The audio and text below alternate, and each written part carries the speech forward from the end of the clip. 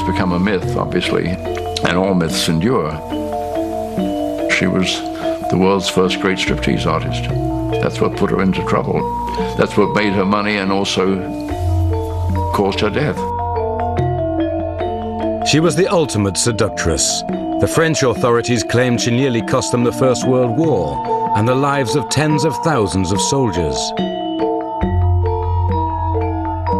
Now a different story has emerged about the 20th century's most lascivious spy, the infamous Mata Hari. She was framed, you know. She was innocent. She was walking into a trap which, to a large extent, she had set for herself. Thanks to new documents, author Russell Howe has been able to shed new light on Mata Hari. She was convicted of being a double agent for France and Germany after the French intercepted German telegrams implicating her. But through his research, Howe has come to believe she was guilty of nothing more than living one lie too many. Her real name was Margaretha Gertruda Zeller, and she came not from the Far East, but from Holland.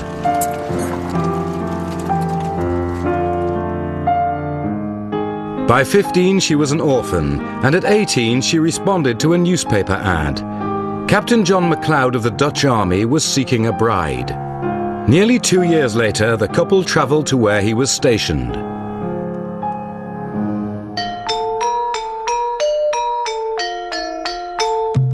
The exotic East Indies.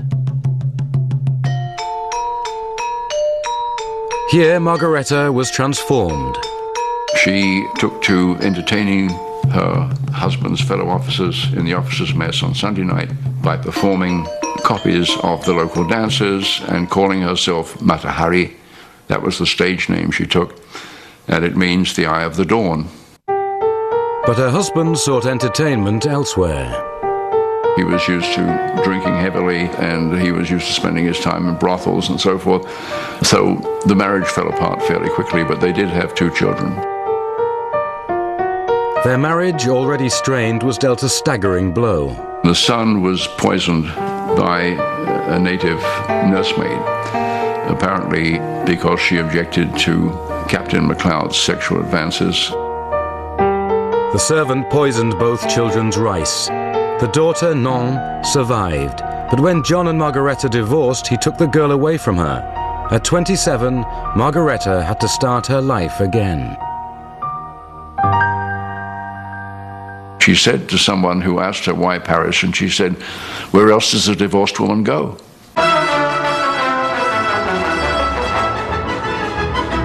Paris in 1903 was just the place for a new lease of life. It didn't take long for Margaretha to win the heart and financial support of a French baron, Henri de Marguerite. Together they came up with a plan. And it was he who said, well, why not put the idea over that you're a sacred Hindu temple dancer? And he was the sort of impresario. Her success at the scam was hardly assured. She was 5'9", which is like a woman being over 6 feet today. She was broad-shouldered, broad-hipped. She did not look at all like an Oriental dancer. She was salacious, that's all. She was sexy, as we would say today. Less than a year and a half after her arrival in Paris, she made her debut at the Guimet Museum and became an overnight sensation. If you've ever seen Indonesian, Balinese, Javanese dancing, it's a lot of moving around with the arms and so forth.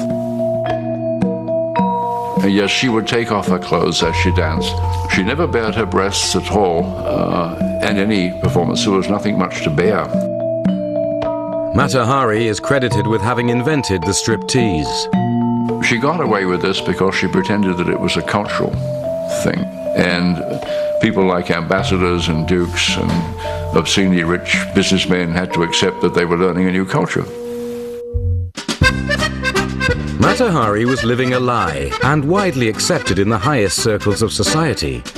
She quickly became the most exclusive courtesan in Europe. She seduced bankers and noblemen, even the Crown Prince of Germany, but always had a weakness for a man in uniform and by 1914 there was no shortage of them.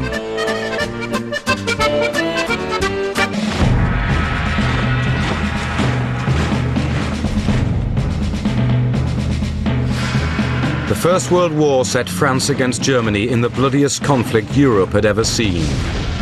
While the battles raged, behind the scenes another fight was being waged: espionage.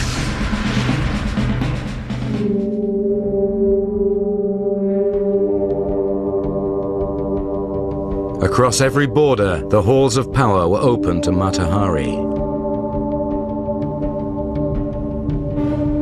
Captain Georges Ladoux offered Mata Hari £1 million if she delivered a prize piece of intelligence. She needed the money. At 39, her days as a courtesan were running out. Mata Hari travelled to Madrid and seduced a German military attaché to ply him for information. But while the French waited for word of her conquest, they intercepted a series of telegrams from a relay station on the Eiffel Tower. The messages were written in a code the French had cracked. The messages implicated her as a spy working for the Germans. She has furnished very complete reports on the enclosed subjects by letters and by telegrams.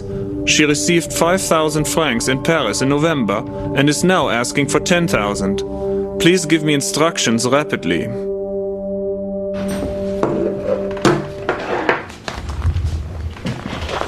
"68 years later, the French military gave Russell Howe unprecedented access to their archives. He found internal memorandums that reveal more. When the Germans sent the telegrams, they purposely wrote them in a code they knew the French could decipher. The Germans saw through Mata Hari's ruse and framed her. The German was convinced that she was a French spy, and that's why he set up these artificial messages to Berlin to get the French to arrest their own spy. For the French authorities, there was incentive enough to rush her case to trial. They wanted to prove in 1917 that France was not losing the war because of incompetent generals, but because of horrible foreigners in their midst. On July the 25th, 1917, Mata Hari was convicted of espionage. She was very brave in front of the firing squad. She strode up to the stake and refused to allow herself to be bound or to have her eyes bound. The sergeant major who had come up to do that, as he walked away, he said, "By blue, this lady knows how to die." She really played the best role she ever had, and she couldn't rehearse it. She had to do it right the first time, and she played it perfectly, and she blew a kiss to the firing squad.